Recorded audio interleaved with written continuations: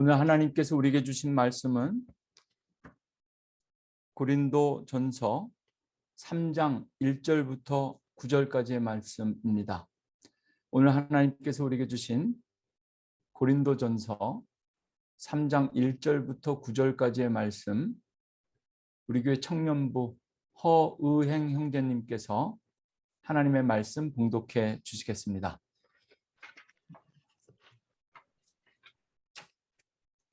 형제들아, 내가 신령한 자들을 대함과 같이 너희에게 말할 수 없어서 육신에 속한 자, 곧 그리스도 안에서 어린 아이들을 대함과 같이 하노라.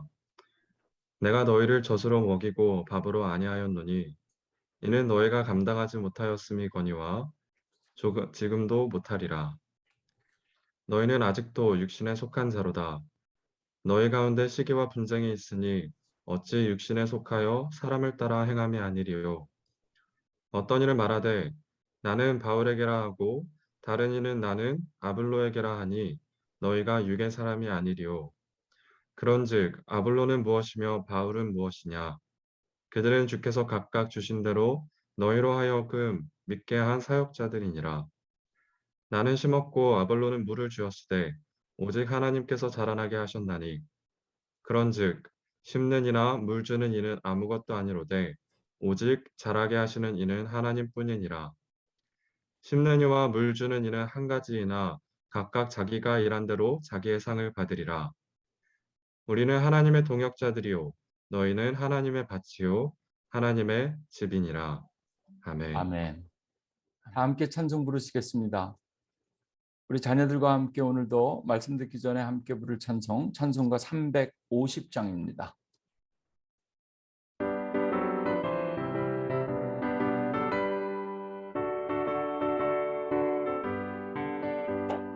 우리들이 싸울 것은 혈기 아니요, 우리들이 싸울 것은 육체 아니요, 마귀 권세여서 싸워 깨쳐버리고 죽을 영혼 살릴 것일세. 한 마음으로 힘써 나가세, 한 마음으로 힘써 싸우세. 악한 마귀 군사들과 힘써 싸워서 승전보를 울리기까지. 우리들이 입은 갑옷의 아니요, 우리들이 가진 검은 강철 아니요, 하나님께 받아가진 평화의 복음 거룩하신 말씀이로다. 한 마음으로 힘써 나가세, 한 마음으로 힘써 싸우세. 악한 마귀 군사들과 힘써 싸워서 승전보를 울리기까지. 악한 마귀 제 아무리 강할지라도 우리들의 대장 예수 앞서가시며 주저 말고 용감하게 힘써 싸우세. 제 웃음이 얻을 때까지. 한 마음으로 힘써 나가세, 한 마음으로 힘써 싸우세. 악한 마귀 군사들과 힘써 싸워서 승전보를 울리기까지. 죄악 중에 빠진 사람 죄를 이기쳐 십자가에 달린 예수 믿기만 하면 위태한 데 빠진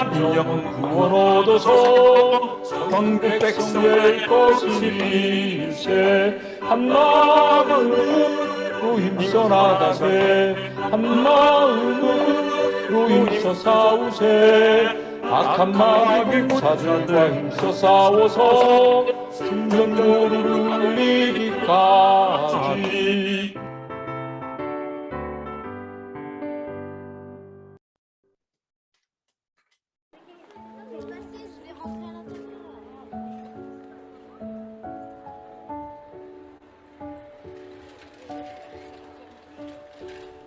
오늘도 수많은 사람들이 길을 걸으며 일상을 살아갑니다. 뻔하고 당연한 하루를 살아가는 것처럼 보입니다. 그런데 갑자기 환호성을 지르는 사람이 있습니다. 온 땅아 주님께 환호성을 올려라. 기쁨으로 주님을 섬기고 환호성을 울리면서 그 앞으로 나아가거라. 이 사람은 왜 기쁨으로 하나님께 소리를 지르고 있을까요? 그는 하나님의 은혜가 얼마나 놀라운 것인지 알고 있기 때문입니다. 그래서 우리에게 이렇게 말합니다. 너희는 주님이 하나님이심을 알아라. 그가 우리를 지으셨으니 우리는 그의 것이요 그의 백성이요 그가 기르시는 양이다. 감사는 하나님을 아는 것입니다. 더 정확히 말하자면 하나님 없이는 우리가 한순간도 살 수 없다는 것을 아는 것입니다. 지구의 자전이 멈춘다면, 대기 중에 산소가 사라진다면 우리는 한순간도 살아갈 수 없습니다. 우리가 지금 살아갈 수 있는 것은 당연한 것이 아니라 기적입니다. 그래서 우리는 이것을 하나님의 은혜라고 고백합니다. 이 기적을 이루신 분이 하나님이시기 때문입니다. 우리가 살아 숨쉬는 모든 순간이 하나님의 기적인 것을 아는 사람은 진정한 감사를 할 수 있습니다. 하나님의 은혜를 아는 사람들은 뻔한 하루를 살아가는 사람들 속에서도 환호성을 지르며 하나님께 감사할 수 있습니다. 우리의 감사는 무엇일까요? 한 주간 감사하지 못했다면 진정으로 감사할 수 있는 것들을 생각해 보았으면 좋겠습니다. 숨 쉴 수 있는 것, 가족을 주신 것, 학교에서 공부할 수 있는 것, 아름다운 자연을 주신 것, 이 모든 것이 하나님의 은혜입니다. 함께 이 고백으로 하나님께 감사 기도를 올려보겠습니다. 감사의 노래를 드리며 그 성문으로 들어가거라. 찬양의 노래를 부르며 그 뜰 안으로 들어가거라. 감사의 노래를 드리며 그 이름을 찬양하여라. 주님은 선하시며 그의 인자하심은 영원하다. 그의 성실하심이 대대에 미친다. 하나님, 감사합니다.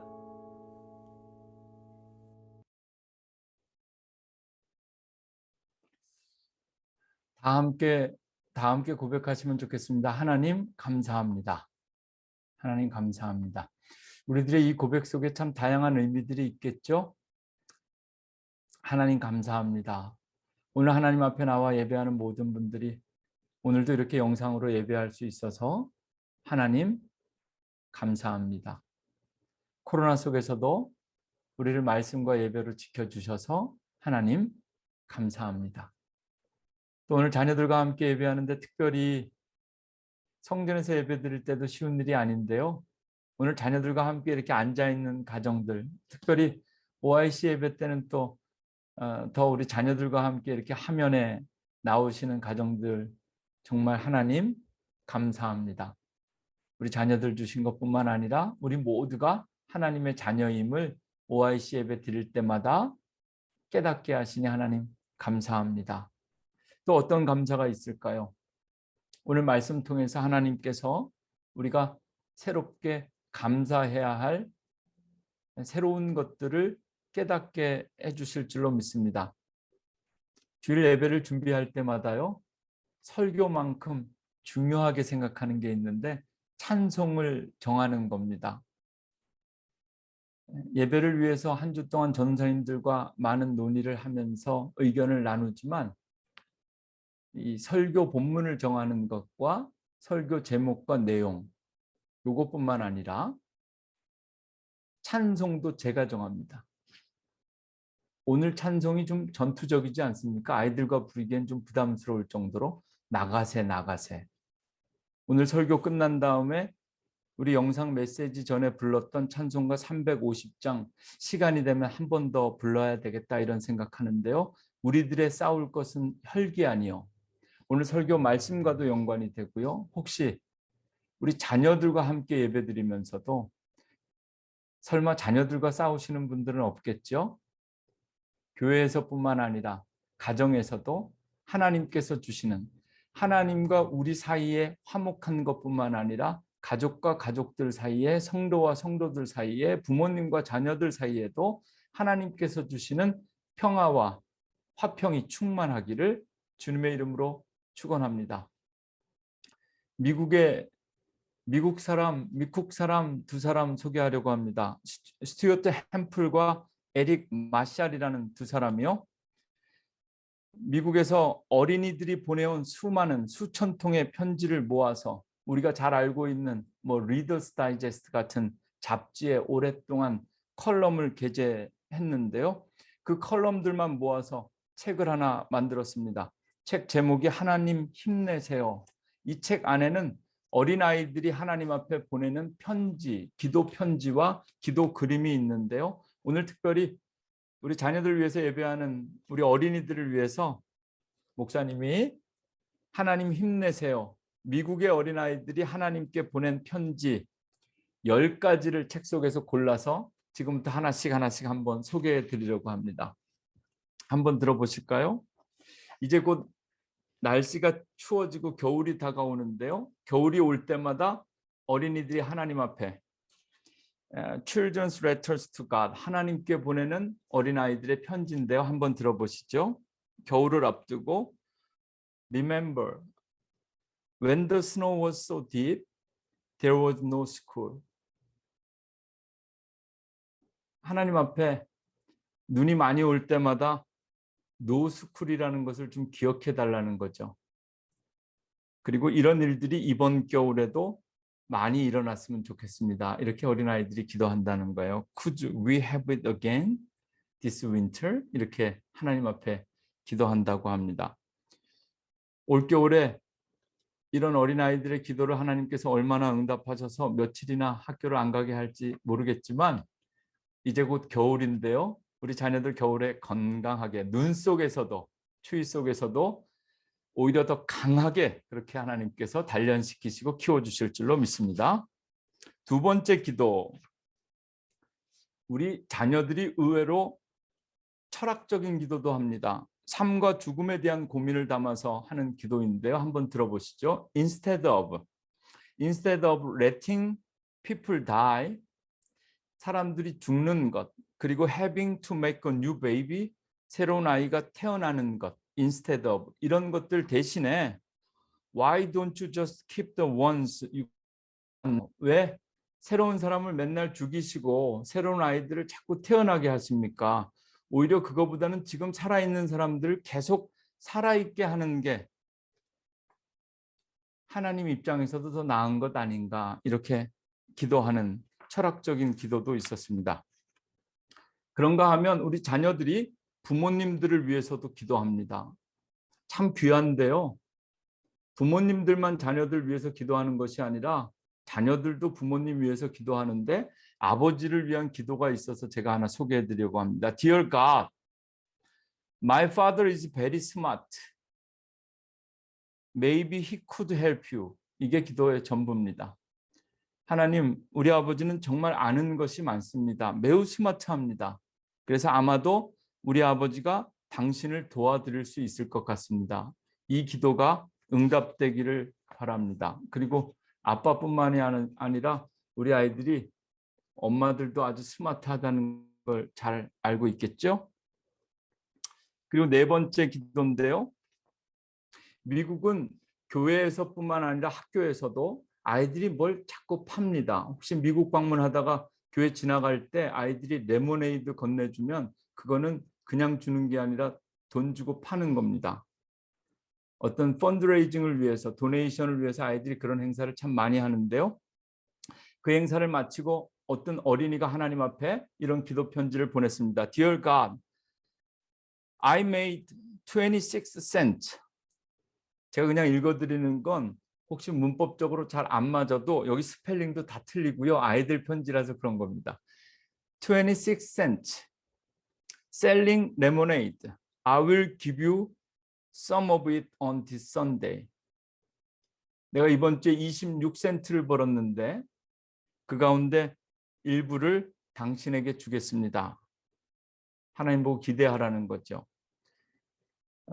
온라인으로 뿐만 아니라 OIC 예배 드릴 때마다 우리 자녀들에게 헌금의 문제, 이것을 어떻게 가르칠 것인가,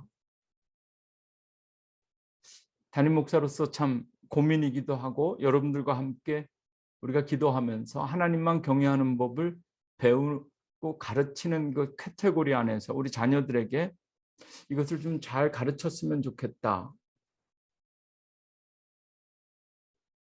좀 조심스러운 표현이지만 지금 우리 자녀들이 개인적인 소득이 있는 인컴이 있는 것도 아니고 자라고 나서 알아서들 다 잘하겠지. 이것이 우리의 믿음일 수 있는데요. 이것보다는 조금 자녀들이 어렸을 때부터 I made 26 cents. I will give you some of it on this Sunday. 우리 자녀들이 하나님 앞에 뭔가 바치고 드릴 수 있는 것, 그리고 그것도 소중한 믿음이라는 것 깨달을 수 있도록 자녀들을 위해서 기도했으면 좋겠습니다. 그리고요, 5번째 기도는요, 이웃을 위한 기도입니다. 잘 들어보시죠. 영어로 그래도 먼저 읽어드려야 되겠죠. Dear God, the people in the next apartment always fight real loud all the time. 하나님, 내 아파트의 이웃이 항상 싸운다는 거죠. Please, 제발, you should only let very good friends get married. 제발 착한 사람들만, 친한 사람들만 서로 결혼하게 해주세요. 이렇게 이웃을 위해서 기도하는 겁니다. 우리 자녀들의 눈에 보기에 우리 가정의 삶뿐만 아니라 가정 주변의 삶들도 소중한 것이시죠.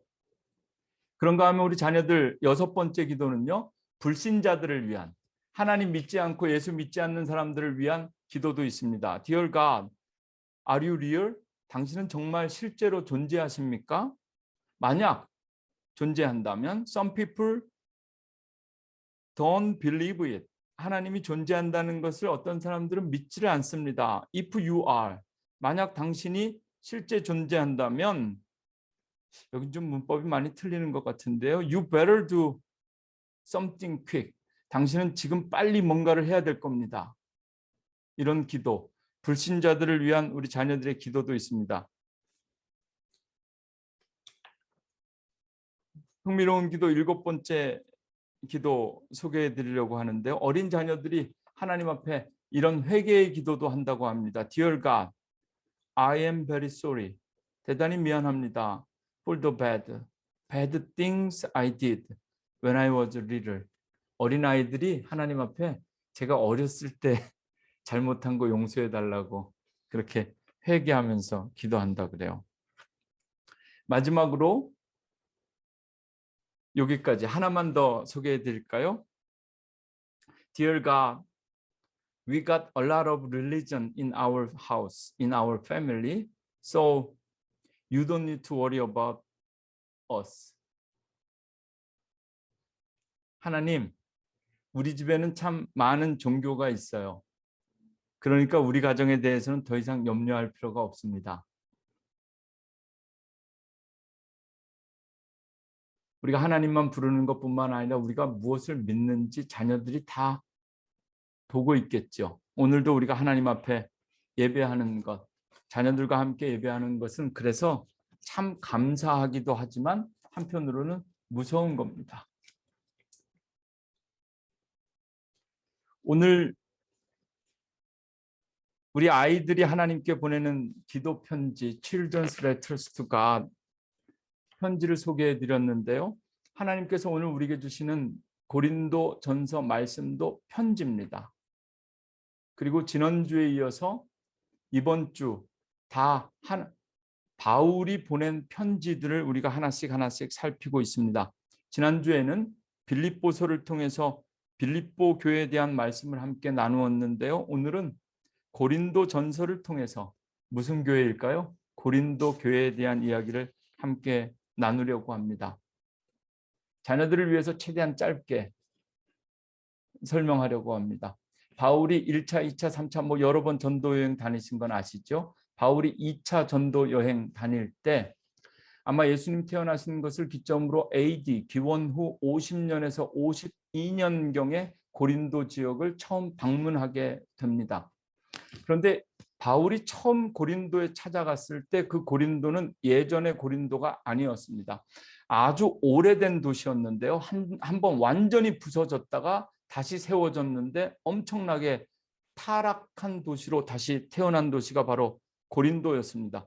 이곳에서 바울이 열심히 복음을 전했습니다. 바울은 참 특별한 은사가 있는데요. 남들이 복음을 전하지 않은 곳에서 복음을 전하려고 하는 아주 독특한 은사를 하나님께서 그에게 주셨습니다. 그래서 이 고린도에서 아주 힘들고 어렵게 복음을 전하죠.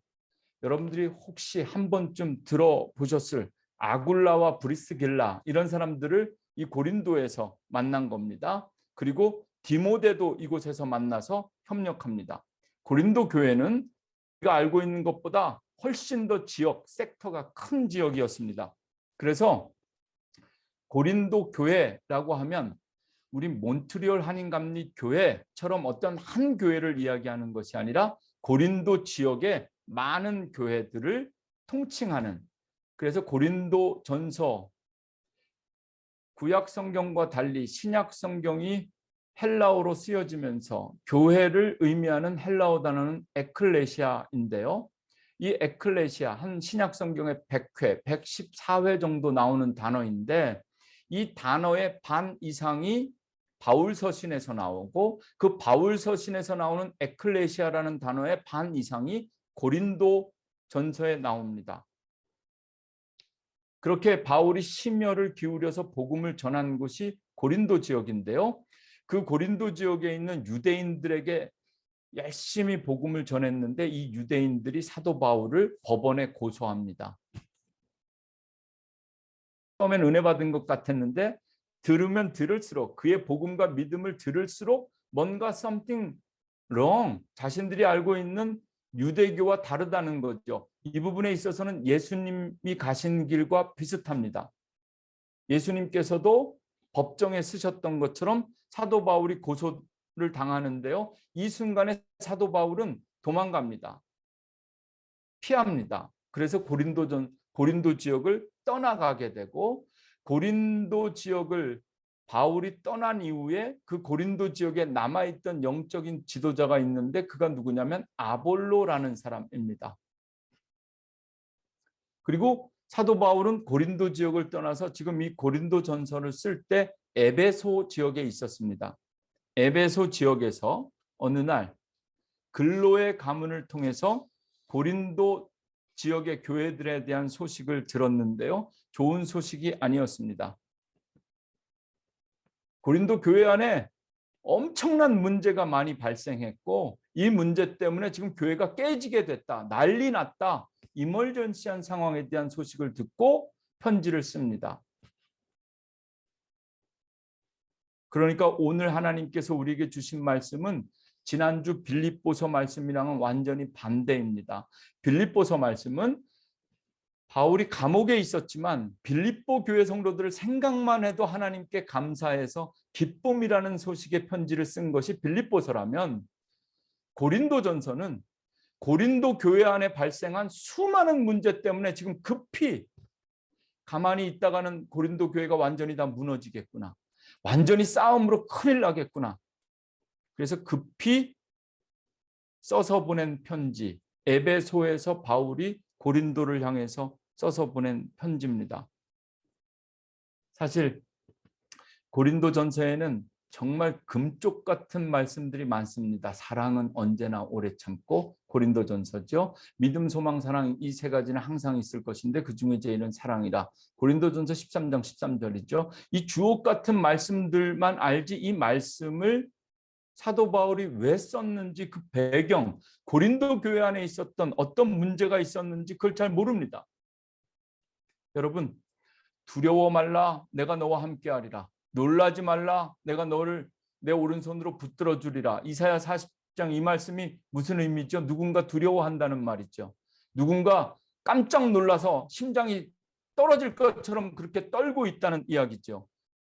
고린도전서 13장 1절, 내가 사람의 방언과 천사의 말을 할지라도 사랑이 없으면 소리나는 구리와 울리는 꽹과리가 되고, 이게 무슨 말입니까? 지금 바울의 심정으로 이 고린도전서 그 유명한 13장의 말씀을 다시 읽으면 지금 고린도 교회 안에 방언을 하는 사람들도 있고 천사의 말을 하는 사람들도 있는데 사랑이 없어서 지금 난리가 났다는 이야기입니다.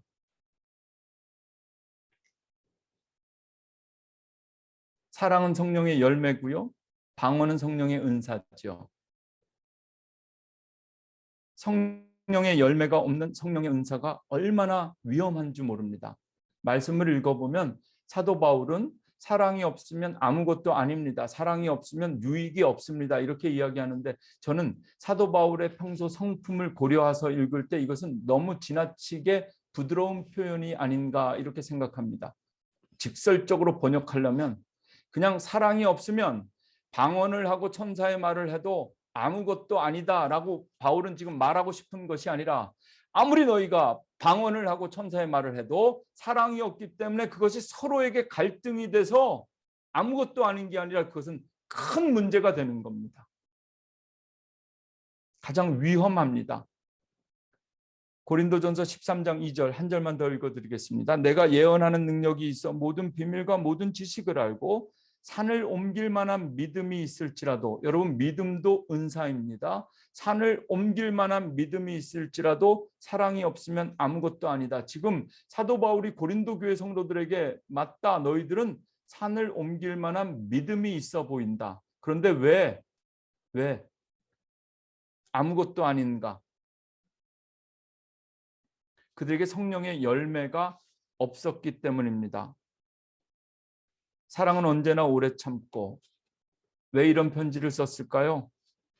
고린도 교회 성도들이 오래 참지 못했다는 이야기죠. 사랑은 온유하며 그들에게 온유함이 없다는 이야기입니다. 시기하지 아니하며 자랑하지 아니하며 교만하지 아니하며 무례히 행하지 아니하며 자기의 유익을 구하지 아니하며 성내지 아니하며 악한 것을 생각하지 아니하며, 이렇게 우리가 찬양으로 부르는 이 말씀이 고린도전서에 기록된 것은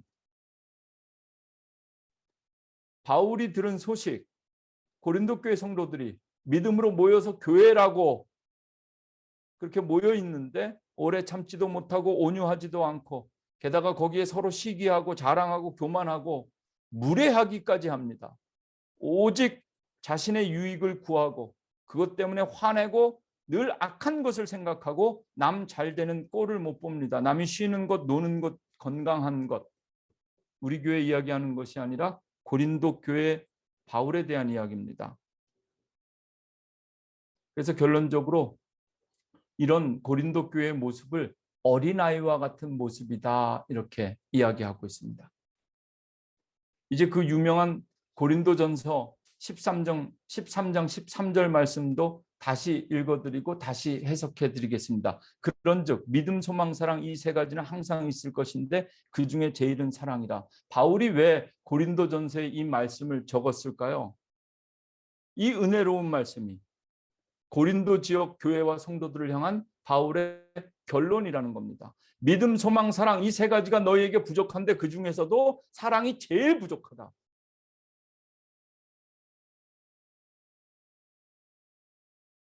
10월은 성령의 열매 맺는 달입니다. 교회가 성령의 열매라는 믿음으로 말씀을 전하고 있습니다. 지난주 빌립보 교회나 문제가 많았던 고린도 교회나 아무리 문제가 많다 할지라도 여러분 우리에게 이 믿음 다시 한번 확인하겠습니다. 빌립보 교회나 고린도 교회나 우리 몬트리올 한인감리교회나 모든 교회는 성령의 열매입니다. 그리고 성령의 열매로 세워진 교회들도 문제가 없을 수 없습니다. 완전한 교회가 없습니다. 다들 문제가 있습니다. 특별히 안타까운 것은 오늘 소개해드리는 지난주 빌립보 교회와는 달리 오늘 이 고린도 교회는 다양한 종류의 문제들로 충만한 교회였습니다. 오늘 자녀들과 함께 예배드리기 때문에 이 수많은 문제들을 다 다루지 않겠습니다. 돌아오는 수요일 저녁 수요 성경 공부 시간에 제가 좀 더 설명해 드리고요. 오늘은 딱 하나 고린도 교회 안에 있었던 가장 큰 문제만 소개하고 설교를 이어가려고 합니다. 고린도 교회에 나타난 문제 가운데 가장 큰 문제는 파벌이었습니다. 서로 파가 나뉘어졌다는 것. 그래서 여러분들 고린도전서를 딱 펼쳐보시면 고린도전서 1장에서부터 바울은 이 문제를 이야기합니다. 내 형제들아, 고린도전서 1장 11절, 내 형제들아, 근로의 지편으로 근로의 가문을 통해서 내가 소식을 들었는데 너희에 대한 말이 내게 들리니 곧 너희 가운데 분쟁이 있다는 것이라. 우리가 잘 아는 것처럼 바울파, 아볼로파, 게바파, 그리스도파 네 가지 파로 딱 나눠졌습니다. 학자들이 이 고린도 교회 안에 나타난 파벌의 문제를 어떻게 해석하는가, 일반적인 해석들을 좀 확인해 보면은요, 대개가 고린도전서 1장 13절에 근거해서 바울이 이렇게 얘기합니다. 바울의 이름으로 너희가 세례를 받았느냐? 세상의 가치 때문에 교회 안에 파벌이 생긴 것이 아니라 누구에게 세례를 받았냐, 내가 누구에게 세례를 받았냐, 누가 나에게 세례를 줬냐에 따라서 파가 나뉘어졌다는 겁니다. 바울에게 세례받은 사람, 아볼로에게 세례받은 사람, 또 게바에게, 그리스도에게, 그리고 고린도 교회의 이 분쟁, 파벌에 대한 분쟁이 얼마나 심하냐면요, 고린도 전후서를 좀 더 읽어보면 그냥 교회 안에서 파만 나눠진 것이 아니라 서로 법원에 고소를 합니다. 세상 법정에 소송하기 시작합니다. 제가 오늘 말씀을 통해서 여러분과 나누고 싶은 것은 교회 안에 왜 이런 문제들, 파벌의 문제, 그 원인과 성격을 자세히 들여다보고 파악하려는 것이 아닙니다. 제가 오늘 여러분과 함께 나누려는 것은 교회에 이런 문제가 있었을 때 사도 바울이 어떻게 처방을 내리고 있는가, 솔루션에 대한 문제입니다. 오늘 본문 통해서 두 가지 질문 던지고 그 각각의 문제에 두 가지로 대답해 보려고 합니다. 두 가지 질문과 네 가지 대답이 될 텐데요. 첫 번째 질문은요, 이 고린도 교회를 향해서 사도 바울이 던지고 있는 질문인데요. 성도라고 불리우는 교인들, 너희는 도대체 누구냐?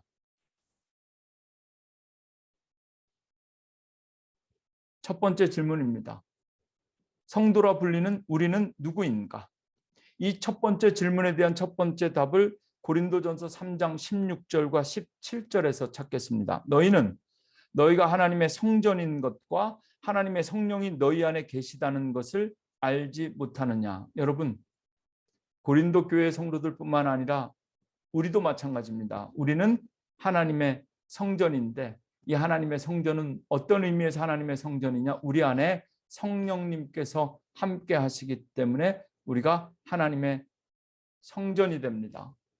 지금 사도 바울은 구약 성경의 성전의 개념을 빌어다가 고린도 교회 성도들에게 너희가 성전이다 이렇게 말하고 있습니다. 코로나 시대에 성전에서 예배드리지 못하고 집에서 예배드릴 때 가장 많이 읽혀지고 유명해진 해석이 아닌가 싶은데요. 성전에서 예배드리지 않고 온라인으로 집에서 예배드려도 된다. 왜냐하면 우리가 하나님의 성전이기 때문에. 사도 바울 지금 이 얘기하는 거 아닙니다. 온라인 예배의 정당성을 설명하려고 이 얘기하는 게 전혀 아니라는 거죠. 너희 안에 성령이 있어야 된다는 것을 설명하기 위해서 이 이야기하는 겁니다. 구약시대의 성막과 성전엔 무엇이 있었습니까? 하나님의 법궤, 언약궤가 있었습니다. 어디든지 성전이 되는 곳은 말씀이 있어야 됩니다. 너희가 하나님의 성전이다. 우리 안에 두 가지가 있어야 되는데요. 말씀과 성령. 특별히 새롭게 이전하는 성전에서 말씀과 성령이 충만한 교회 되기를 기도하고 있습니다. 그리고 오늘 함께 예배하는 여러분이 하나님의 성전입니다. 여러분 안에 말씀과 성령이 충만하기를 기도합니다. 여러분들이 성도라고 불리우는 이유가 바로 그것입니다. 성도라고 불리우는 이유는 두 가지 성경과 성령이 우리에게 있기 때문입니다. 우리 자녀들 위해서 기도할 때도 우리 자녀들에게도 우리 자녀들이 하나님의 성전 될 수 있도록 자녀들의 마음속에 성경, 말씀을 심어주어야 하고 우리 자녀들의 마음속에 하나님의 거룩한 영, 그리스도의 영을 불어넣어 주어야 합니다. 우리 자녀들에게 성경과 성령을 불어넣어 줄 수 있는 그런 축복의 통로, 부모님들 교회 되어야 할 줄로 믿습니다. 이제 두 번째, 우리가 누구인가? 지금 팔을 나뉘어서 서로 죽이려고 고소하고 싸우고 있는 너희가 누구인가? 고린도전서 3장 9절의 첫 번째 문장입니다. 우리는 하나님의 동역자들이요. 바울은 자신과 아볼로가 동역자들이라고 말합니다. 그래서 우리가 알고 있는 그 유명한 이야기, 고린도전서 3장 6절 말씀 함께 읽겠습니다. 나는 심었고 아볼로는 물을 주었으되 오직 하나님께서 자라나게 하셨나니. 바울이 심었다는 겁니다. 여러분, 바울이나 아볼로나 은사가 다른 것을 보게 되죠. 목사들도 은사가 다 다릅니다. 설교를 잘하는 목사가 있고 제자 훈련을 잘하는 목사가 있고요. 신방과 양육을 잘하는 목사가 있고 다 다릅니다. 사도 바울이 일찍이 유대교 출신의 기독교인들 때문에 박해를 받고 고린도 지역을 떠난 이후에 아볼로가 이어서 그 목회를 이어받았기 때문인지는 모르지만 오늘 6절 말씀을 보면 바울은 심었고 아볼로는 물을 주었다. 바울이 설교했고 아볼로가 양육과 돌봄을 한 것 같은 그런 말씀입니다. 고린도 전서 말씀 말고 로마서 15장 10절 보면 가끔씩 우리가 오해하는 본문이 있는데요. 바울은 늘 복음을 전하는데 최선을 다하고 열심히 했는데 로마서 말씀에 이런 말씀이 있어요. 나는 그딴 곳에서는 복음을 전하지 않겠다. 그래서 오해를 많이 받는데요. 그 부분이 바로 로마서 15장 20절입니다. 로마서 15장 20절을 찾으면 거기 이런 말씀이 있습니다. 내가 그리스도의 이름을 부르는 곳에는 복음을 전하지 않기를 힘썼노니. 그리스도의 이름을 부르는 곳에는 복음을 전하지 않기를 힘썼노니. 이게 무슨 이야기입니까? 그 다음 말씀을 읽어보면 남의 터 위에 건축하지 않으려고 노력했다. 이미 누가 복음을 전한데 내가 뒤따라가서 또 복음을 전하지는 않겠다는 겁니다. 이것이 바울의 은사였습니다. 아무도 복음을 전하지 않은 새로운 곳에 가서 나는 복음을 전하지, 누가 뿌린 곳에 가서, 누가 복음을 전해서 이미 예수의 이름을 부르는 데 가서 내가 그곳에서 또 복음을 전하지 않겠다. 도전적인 정신을 의미하기도 하지만 누군가 전한 복음과 자신이 전한 복음이 서로 팔을 나뉘어지거나 갈등을 겪게 되는 것을 원치 않았던 사람, 그 사람이 바로 바울입니다. 우리는 다 하나님의 동역자들입니다. 우리 교회 안에서 우리끼리 나누지 말고 싸우지 말고 협력하라. 우리는 누구인가? 우리는 하나님의 동역자들이다. 이 말씀도 잘 이해하셔야 됩니다. 어려운 말씀은 아니지만 성도와 성도들끼리 잘 동역하라라는 것처럼 들리죠? 파가 나뉘어져 있으니까. 한 마음을 품으라. 지난 수요일 빌립보 교회 성경 공부를 하면서 말씀드렸는데요. 너희 안에 한 마음을 품으라. 그거 아닙니다. 예수 믿는 사람들은 교회 안에서 성도들끼리 싸우지 말라. 집사와 권사가 한 마음을 품고 권사와 장로가 한 마음을 품고 그래서 한 마음으로 하나 되라. 절대로 그렇게 될 일도 없고 될 수도 없습니다. 예수님도 그렇고 사도 바울도 그렇고 요구하시는 한 마음은요. 우리 성도들끼리 한 마음이 아니라 너희 안에 이 마음을 품으라 곧 그리스도 예수의 마음이니. 모든 사람들이 예수님과 한 마음, 권사가 예수님과 목사가 예수님과 집사가 예수님과 한 마음을 품을 때 교회가 하나 될 수 있다. 예수 그리스도 안에서 말입니다. 예수 그리스도 안에서 우리는 하나님의 동역자들입니다. 누구에게 세례를 받았든지 중요하지 않습니다. 누구에게 제자 훈련 받았는지 중요하지 않습니다. 누구의 설교에 은혜를 받았는지 중요하지 않습니다. 우리는 모두 하나님의 동역자들입니다. 지난 수요일 날 마지막 성전 이전 계약을 마무리하기 위해서 조건들을 세부적으로 나누기 위해서 트리니티 교회를 방문했습니다. 정식으로 렌트 계약을 하기 전에 우선 당장 필요한 것들을 먼저 결정했습니다. 11월 첫 주부터 트리니티 교회에서 예배 드릴 수 있게 그렇게 합의하였습니다. 11월 첫 주부터 90일간 3개월간 1월 말까지 될 것 같은데요. 트라이얼 피어리드를 가지고 서로 시험 기간을 갖기로 했습니다. 이제 정말 성전에서 예배 드리는 겁니다. 저만 감격스러운가요? 네. 어떻게 성전에서 예배를 드려야 될지 생각하고 있는데요. 가만히 생각해 보니까 모든 것을 다 새롭게 시작해야 될 것 같습니다. 심는 것도 다시 심고 물을 주는 것도 다시 줘야 됩니다. 하나님만 경외하는 믿음으로 함께 기도하는 자들만 여기까지 왔습니다. 오늘 예배 처음에 기도할 때 에베네셀의 하나님, 우리 유권사님께서 기도해 주신 것처럼 코로나 속에서 많은 분들이 한국으로 돌아가셨습니다. 그들도 하나님께서 인도하시는 축복의 길을 걷게 될 줄로 믿습니다. 성전에서 예배드리지 못하는 동안에 성전을 찾아서 다른 교회로, 다른 지역으로 가신 분들도 있습니다. 그들도 하나님 안에 신실한 성도의 삶을 살아가기를 원합니다. 이제 우리가 남았습니다. 새로운 성전에서 우리가 어떻게 할 것인가? 우리 모두는 하나님의 동역자들입니다. 11월부터 성전에서 예배 드릴 텐데요. 이제는 성전이 중요한 것이 아닙니다. 내가 어떤 하나님의 어떤 동역자가 될 것인가? 내가 심을 것인가? 내가 물을 줄 것인가? 내가 무엇을 할 것인가? 새로운 성전에서 내가 무엇을 할 것인가?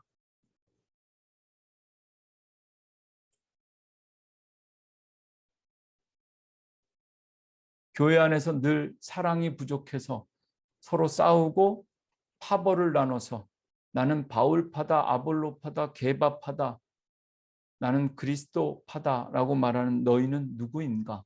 바울 두 가지로 대답합니다. 첫째는 너희는 하나님의 성전이다. 두 번째, 너희는 하나님의 동역자들이다. 지금부터 새로운 성전에서 내가 어떻게 하나님과 동역할 것인가 준비하시고 기도하시고 결단하시는 여러분들 되시기를 주님의 이름으로 축원합니다. 이제 큰 질문, 두 번째 질문인데요. 교회는 무엇인가라는 질문입니다. 사실 교회가 성령님의 열매임을 고백하면서 이 두 번째 질문, 고린도전서 3장 9절 말씀에 그 답이 있는데요. 한 절 말씀에 두 가지 답이 다 있습니다. 우리는 하나님의 동역자들이요. 그리고 너희는 하나님의 밭이요 하나님의 집이니라. 교회란 무엇인가? 여러분, 하나님께서 우리에게 새롭게 허락하실 교회는 첫째 하나님의 밭입니다. 밭. 바울은 심고 아볼로는 물을 주었는데 누가 심든 누가 물을 주었든 그 밭의 주인은 하나님이시다. 씨를 누가 뿌렸든 물을 누가 주었든 자라게 하시고 열매 맺게 하시는 분은 하나님이시다. 새롭게 성전을 이전하는 우리가 성령의 열매 맺는 하나님의 교회, 하나님의 밭 되기를 원합니다. 지금 이 시간 예배 드리면서 내가 새로운 성전에서는 그냥 예배 드리는 예배자가 아니라 하나님의 동역자로 살아야 되겠다. 내가 뿌리고 심는 것마다 하나님께서 거두실 것이다. 하나님께서 우리에게 새롭게 허락하시는 성전은요, 트리니티 교회가 아니라 하나님의 밭입니다. 우리가 뿌리는 것들마다 자라게 하시고 열매 맺게 하시는 하나님의 밭, 이것이 바로 오늘 말씀을 통해서 하나님께서 우리에게 보여주시는 새로운 성전의 비전입니다.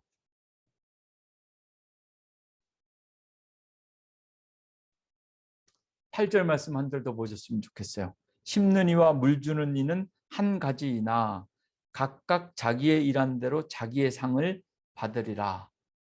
하나님께서 우리 모두를 각각 서로 다른 은사와 모습으로 사용하실 텐데요. 그 각각에 맞는 하나님께서 상을 베풀어 주신다. 이 말씀 붙잡고 기도하면서 여러분들 새로운 성전에서 하나님의 동역자로 교회를 섬기면서 하나님께서 여러분들에게 주시는 하나님의 상을 누려야 할 줄로 믿습니다. 하나님께서 우리에게 아주 좋은 땅을 예비하신 줄로 믿습니다. 뿌려지는 씨앗들마다 30배, 60배, 100배로 자라게 하시고 열매 맺게 하시는 하나님의 밭, 그 밭으로 우리를 인도해 가실 겁니다. 두 번째, 교회는 무엇인가? 두 번째 대답인데요. 오늘 마지막입니다. 교회는 하나님의 밭이며 동시에 하나님의 집입니다. 영어 성경으로는 하우스가 아니라 빌딩으로 번역되었습니다. 가스 빌딩. 교회는 무엇인가? 하나님의 밭은 필드로 번역됐고요. 하나님의 가스 필드고 가스 빌딩이다. 그런데 이 두 번째 하나님의 집은요, 성전 개념과는 좀 다릅니다. 바울의 서신과 바울 신학에 있어서 교회를 하나님의 빌딩이라고 고백하는 것은 아주 중요한 의미가 있습니다. 오늘 이 시간에 다 설명드리지 못할 만큼 중요한 신학이 여기 담겨져 있습니다. 왜 하나님의 집인가? 가장 먼저 사도 바울이 고백하는 것은 3장 오늘 9절까지 읽었는데요. 이어지는 10절과 11절 말씀을 읽어보시면 가장 먼저 교회가 왜 하나님의 집이냐? 그 터가 예수 그리스도이기 때문이다. 구약시대의 성전, 성막 개념과는 다른 바울 신학의 교회론이 여기서 나옵니다. 교회가 왜 하나님의 집인가? 터를 닦았는데 그 터가 예수 그리스도다. 주는 그리스도시요 살아계신 하나님의 아들이다. 사도 베드로의 이 믿음의 고백 위에 하나님께서 교회를 세우신 것처럼 지금 바울은 교회는 하나님의 집인데 왜 하나님의 집이냐? 그 터가 예수 그리스도이기 때문에. 그리고 그 유명한 성령의 은사를 다룬 고린도전서 12장, 13장에 가서 몸은 하나인데 여러 지체인 바울의 교회론이 완성되어집니다.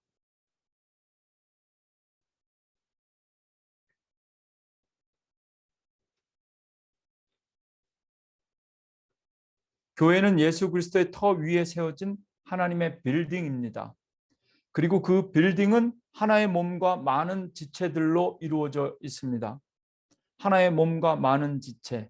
고린도전서 12장 27절부터 시간이 없지만 31절까지 말씀 읽어드립니다. 너희는 그리스도의 몸이요 지체의 각 부분이라.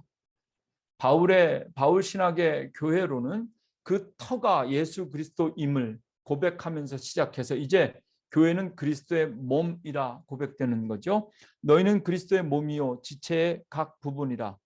28절 하나님의 교회 중에 몇을 세우셨으니 첫째는 사도요. 지금부터 잘 들으시고요.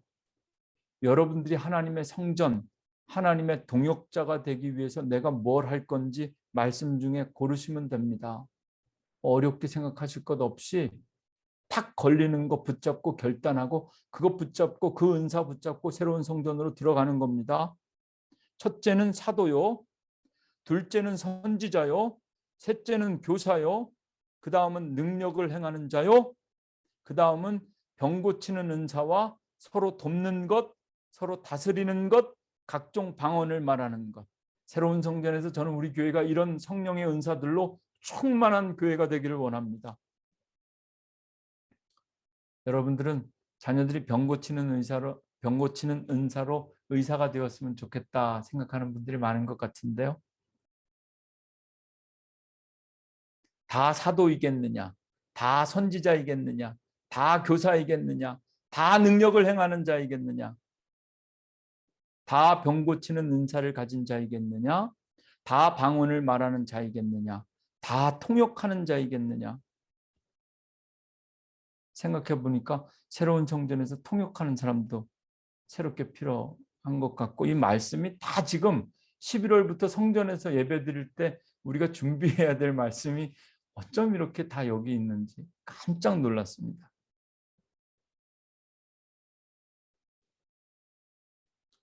교사도 필요하고요. 성가대도 필요하고요. 11월부터 좀 예배가 빠듯합니다. 2시부터 예배를 시작해야 될지 미팅 통해서 트리니티 교회 담임 목사님은 저에게 코로나 이후에 90일간의 그 시험 기간 이후에 다시 한번 정하더라도 지금 당장은 2시 반쯤 예배를 드리는 게 어떠냐 저한테 이렇게 말씀하셨는데요. 제가 2시 15분, 2시였으면 좋겠는데요. 2시 15분이면 안 될까요? 1분 1초를 가지고 딜하듯이 대화를 했습니다.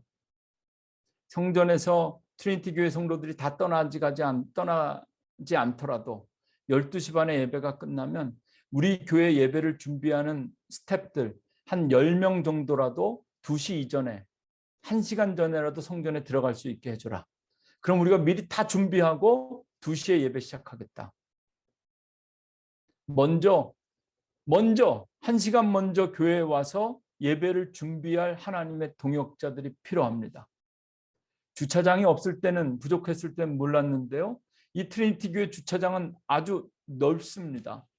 교인들이 들어오고 나갈 때 잘못하면 그 안에서 트래픽이 걸릴 수도 있고요. 사고가 있을 수도 있습니다. 앞으로 새로운 성전에서는 주차장에서 하나님과 동역할 사람들도 필요합니다. 여러분 한번 이제 방문해 보시면 알 텐데요. 트리니티 교회 주차장에 차를 딱 세우고 성전에 딱 들어가면요. 로비에 웰컴 데스크가 딱 있습니다. 그곳에서 한 분 한 분 성도님들을 환영하고 안내해 줄 수 있는 하나님의 동역자들도 필요합니다.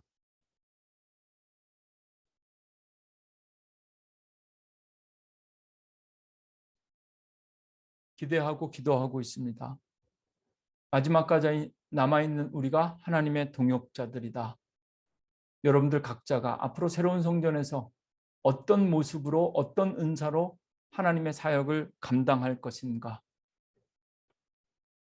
고린도전서 12장 31절 말씀입니다. 너희는 더욱 큰 은사를 사모하라. 내가 또한 가장 좋은 길을 너희에게 보이리라. 오늘 설교 마치려고 합니다. 새로운 성전은 하나님의 밭, 우리가 뿌리고 심고 가꾸는 것마다 풍성한 열매 맺게 하는 하나님의 밭입니다. 새로운 성전은 하나님의 집입니다. 그냥 집이 아닙니다. 낯살 터에 세워진 교회가 아니라 예수 그리스도의 터 위에 세워진 그리스도의 몸된 교회입니다. 어쩌면 새로운 성전을 위해서 준비하고 기도하면서 우리 안에도 보이지 않는 파가 나누어졌을지도 모릅니다. 몬트리올파, 라살파, 브로사드파, 또 어디입니까? 웨스트 아일랜드? 하나님만 경외하는 믿음으로 새로운 성전을 위해 기도하고 함께 들어가는 우리는 하나님의 성전입니다. 이제부터 진짜 하나님과의 동역이 시작됩니다. 심는 이와 물 주는 이는 한 가지이나 각각 자기가 일한 대로 자기의 상을 받으리라. 여러분, 9월은 성령의 달이었죠? 지금 10월입니다. 10월은 성령의 열매 맺는 달입니다.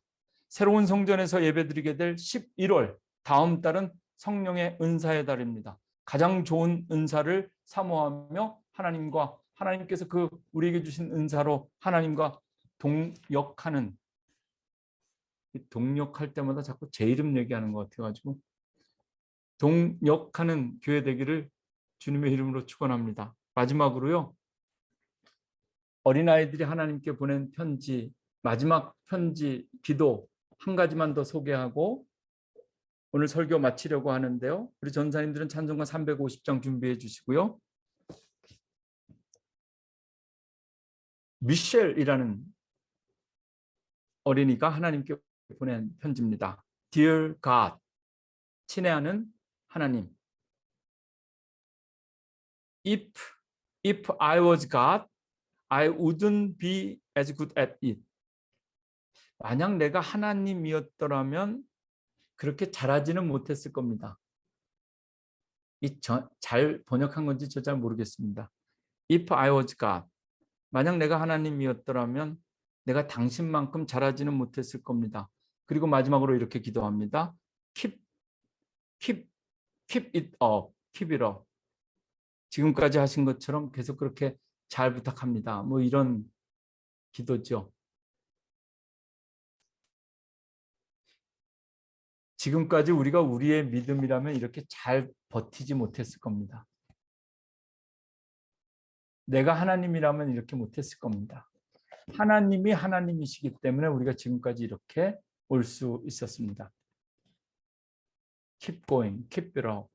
지금까지 인도하신 하나님께서 앞으로도 계속 하나님께서 우리의 하나님 되시고 우리가 하나님의 백성 되는 축복, 새로운 성전에서 새로운 은사로 함께 동역하며 누리는 귀한 교회가 되기를 주님의 이름으로 축원합니다.